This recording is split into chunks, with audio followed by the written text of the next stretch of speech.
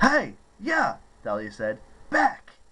The lion growled and clawed at the air, but it retreated as if the shield were blazing fire. For a second, I thought Dahlia had it under control. Then I saw the lion crouching, its legs muscles tensing. I'd seen enough catfights in alleys around my apartment in New York. I knew the lion was going to pounce. "Hey!" I yelled. I don't know what I was thinking, but I charged the beast. I just wanted to get it away from my friends. I slashed it with Riptide, a good strike to the flank that should have cut the monster into meow mix, but the blade just clanged against its fur in a burst of sparks.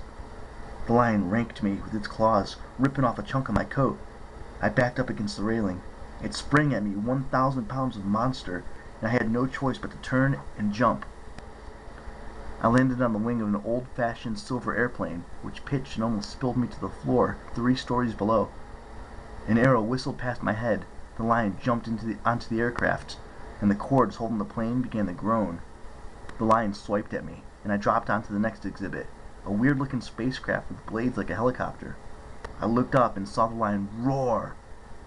Inside its maw, a pink tongue and throat. Its mouth, I thought. Its fur was completely invulnerable, but I could strike it in the mouth. The only problem was the monster moved too quickly.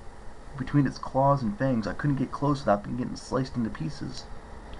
"Zoe!" I shouted. "Target the mouth!" The monster lunged. An arrow zipped past it, missing completely, and I dropped from the spaceship onto the top of a floor exhibit, a huge model of Earth. I slid down Russia and dropped off the equator. The Nemean lion growled and steadied itself on the spacecraft, but its weight was too much. One of the cords snapped. As the display swung down like a pendulum, the lion leapt off the model and jumped onto the Earth's North Pole. "Grover!" I yelled. "Clear the area!"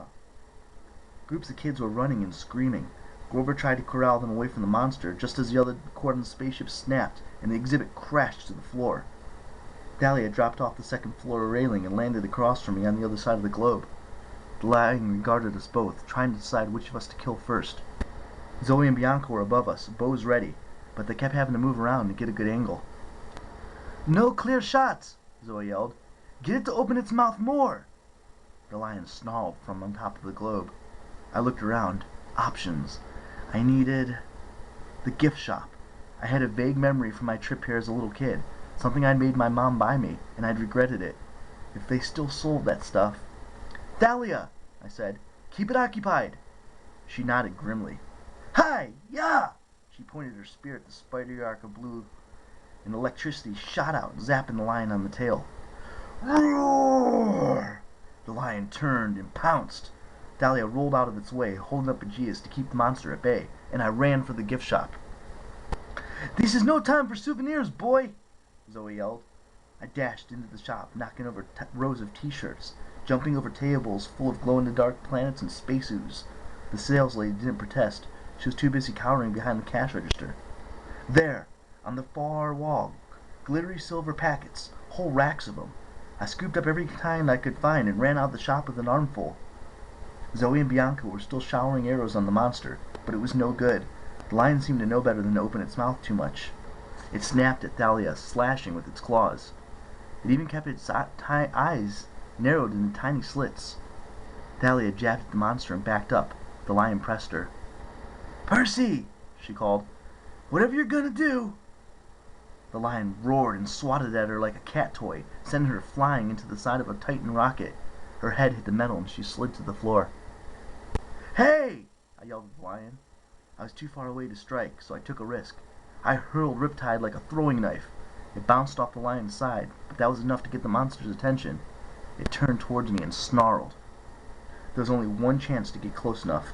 I charged, and as the lion leapt to intercept me, I chunked a space food pouch into its maw, a chunk of cellophane-wrapped, freeze-dried strawberry parfait. The lion's eyes got wide as it gagged like a cat with a hairball. I couldn't blame it. I remembered feeling the same way when I tried to eat space food as a kid. The stuff was just plain nasty. "Zoe!" I yelled. Behind me, I could hear people screaming. Grover was playing another horrible song on his pipes.